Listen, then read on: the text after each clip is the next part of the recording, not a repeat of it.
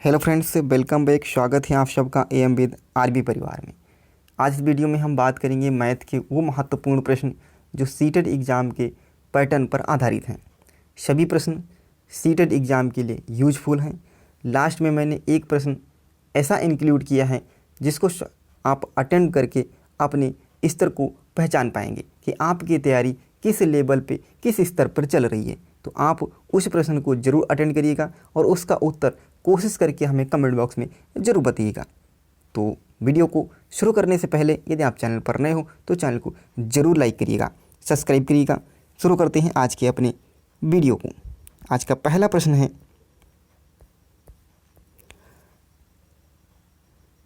वह संख्या जो 1 से 10 तक दोनों सम्मिलित तक सभी संख्याओं से विभाजित हो सकती है।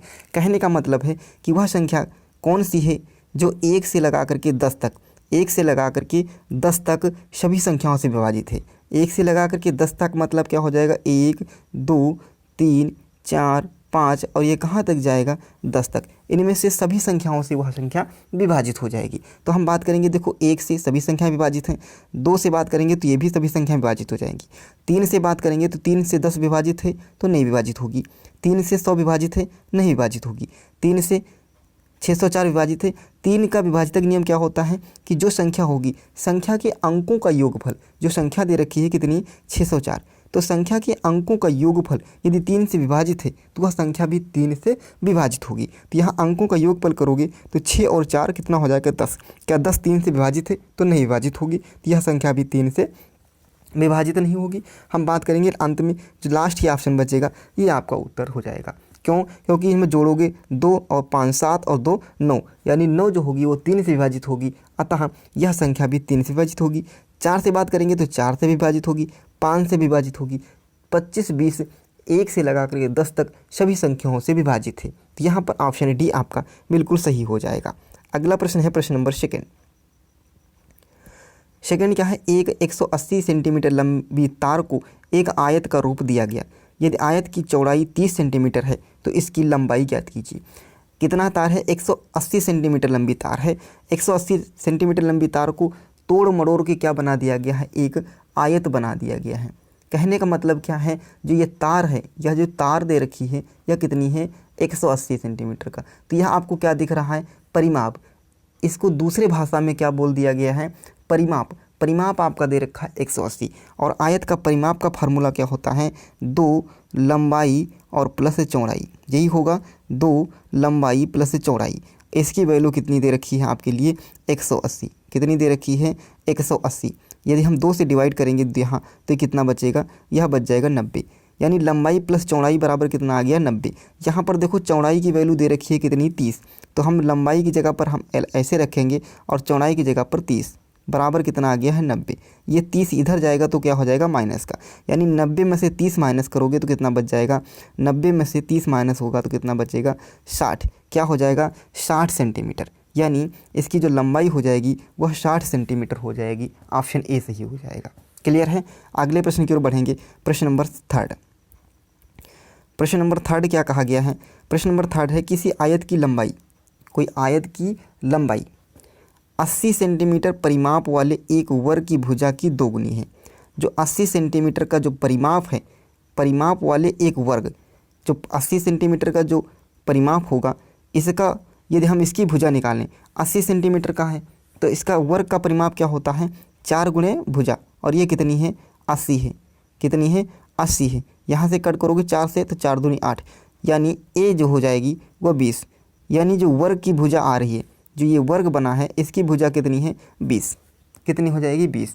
और कह रहा है कि 80 सेंटीमीटर परिमाप वाले एक वर्ग की भुजा का 2 गुना है, जो ये वर्ग बना है उसकी कितनी है, 2 गुनी है। तो इसका 2 गुना करोगे कितना हो जाएगा, 40। और ये जो 40 आई है ये क्या आया है, आयत की लंबाई।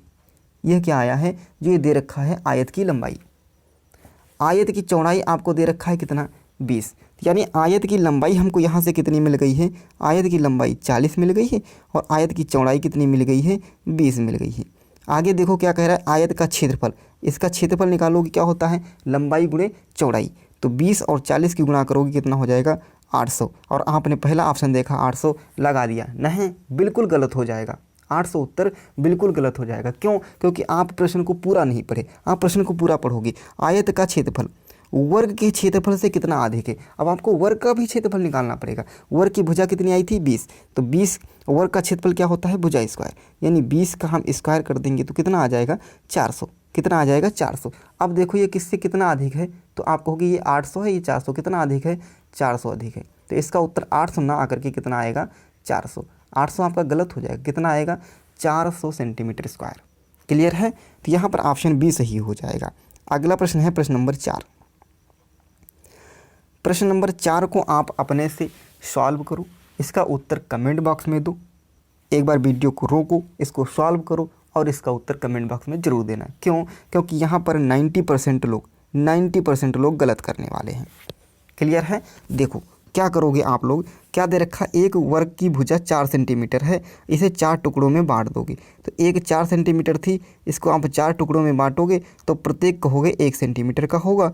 और फिर इसके बाद में दिया है छोटे वर्ग का क्षेत्रफल याद करो, तो 1 सेंटीमीटर है और इसका आप क्षेत्रफल निकालोगे तो 1 का स्क्वायर 1 यानी 1 सेंटीमीटर स्क्वायर हो जाएगा और पहला ऑप्शन आपका सही हो जाएगा, जो कि पूरी तरह से गलत होगा। क्या हो जाएगा? गलत हो जाएगा। तो इसको आप करेंगे कैसे? 4 सेंटीमीटर भुजा, तो 4 सेंटीमीटर का हम एक वर्ग बना लेंगे। ये भी 4 की है, ये भी 4 की है, ये 4 है, ये भी 4 है, ये भी 4 है, ये भी 4 है। क्लियर है? 4 सेंटीमीटर भुजा, इसे काट कर 4 बराबर भागों में बांटना है। तो इसको हम 4 बराबर भागों में बांटेंगे। ये लोग कट कर दिए, ये 4 बराबर भाग हो गए। अब जब ये 4 सेंटीमीटर की थी, जब यह 4 सेंटीमीटर की थी, तो इसको जब बांटोगे तो यहाँ पर 2 हो जाएगी, यहाँ पर 2 हो गया, तो यहाँ भी 2 हो जाएगी,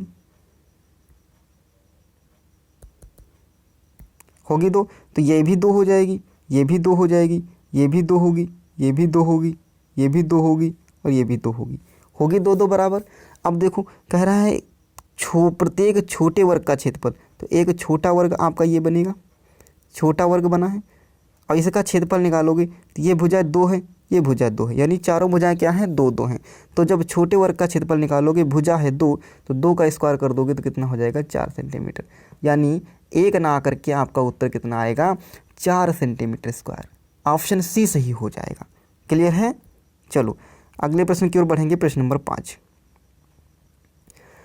एक पेंसिल का मूल्य 2.5 रुपये है। कितना है? 2.5 रुपये है। विनोद 1.5 दर्जन पेंसिल खरीदता है। 1 दर्जन में कितना होगा? 12, और 1.5 दर्जन में कितना हो जाएगा? 12, और आधा और कर लोगे 6, यानी कितना हो जाएगा? 18। कितनी पेंसिल खरीदा है? 18। और दुकानदार को 100 रुपये का नोट देता है, उससे कितने रुपए वापस मिलेंगे? तो देखो 18 पेंसिल खरीदना है और एक पेंसिल का मूल्य कितना है? 2.5 रुपये है। इसको आप मल्टीप्लाई करोगे तो कितना हो जाएगा? 25 8 200 और 25 1 कम 25 और 20 तो 45, यानी 45 रुपये हो जाएगा। और नोट दिया है 100 रुपये की, तो 100 रुपये में से हम 45 रुपये काट दोगे तो आपका उत्तर कितना मिल जाएगा? 55 रुपये, यानी ऑप्शन आपका सी सही हो जाएगा। कैसे किए? एक पेंसिल का मूल्य 2.5 रुपये था और 1.5 दर्जन यानी 18 पेंसिल खरीदी हो। 18 पेंसिल जब खरीदी हो, एक पेंसिल का मूल्य 2.5 रुपये है, तो 18 को हम क्या किए? 18 को हम 2.5 से गुणा कर लिए, कितना आया? 45 आ गया। 100 रुपये की नोट दिए, 45 रुपये का सौदा लिए हो, तो 100 में से 45 घटाओगे तो कितना बच जाएगा? 55 रुपये। क्लियर है?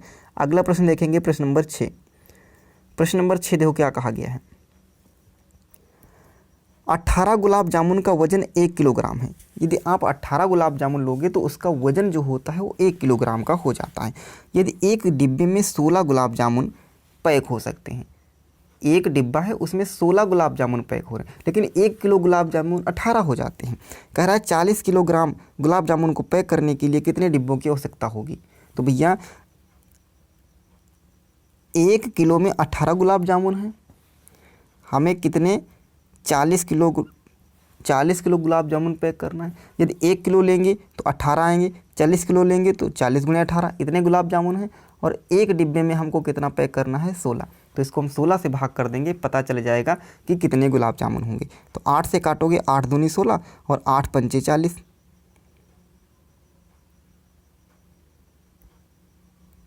8 पंचे 40। 2 से इधर काटोगे तो यहाँ हो जाएगा 9 और 9 से 5 की मल्टीप्लाई करोगे तो 9 पचे 45। कितने डिब्बों की आवश्यकता होगी? तो आपको होगी 45 डिब्बों की आवश्यकता होगी। कितने डिब्बों की? 45 डिब्बों की।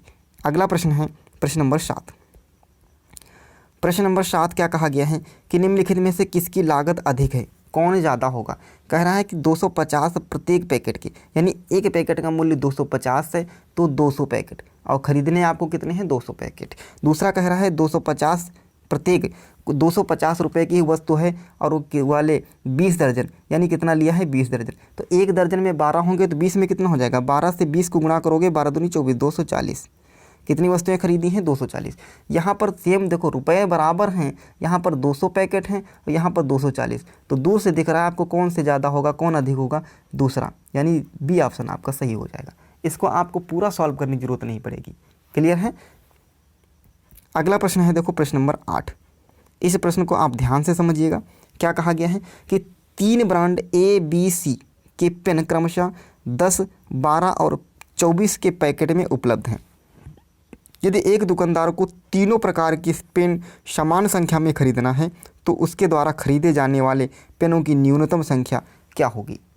तो देखो जो 10, 12 और 24 दे रखा है, 10, 12, 24, इसका आप लाशा निकाल लेना। 10, 12 और 24, इसका आप जब लाशा निकालोगे वो आ जाएगा आपका कितना? 120। कितना आएगा? 120 आ जाएगा। अब प्रत्येक को इससे डिवाइड कर देना है। जब ए की वैल्यू हम निकालेंगे, ए कितना है? 10 है। अब 10 को जब 120 से भाग करोगे तो कितना मिल जाएगा? 12 मिलेगा। बी की बात करेंगे, बी कितना है? 12, और 12 को जब 120 से भाग करोगे तो कितना मिल जाएगा? 10। अब सी कितना है? सी है 24, और 24 120 भागे 24 करोगे तो आपका कितना मिल जाएगा? 5। तो न्यूनतम संख्या क्या हो जाएगी? न्यूनतम संख्या हो जाएगी 12, 10 और 5। किसी ऑप्शन में है ए कितना आएगा? 12 आएगा, यहाँ पर 5 नहीं आएगा, यानी डी ऑप्शन आपका सही हो रहा है। क्या? 12, 10 और 5। कौन सा ऑप्शन सही है? डी ऑप्शन क्लियर हो जाएगा। तो कैसा लगा आज का सेशन? कमेंट बॉक्स में ज़रूर बताइएगा। यदि आप चैनल पर नए हो तो चैनल को ज़रूर सब्सक्राइब करिएगा। थैंक यू, धन्यवाद।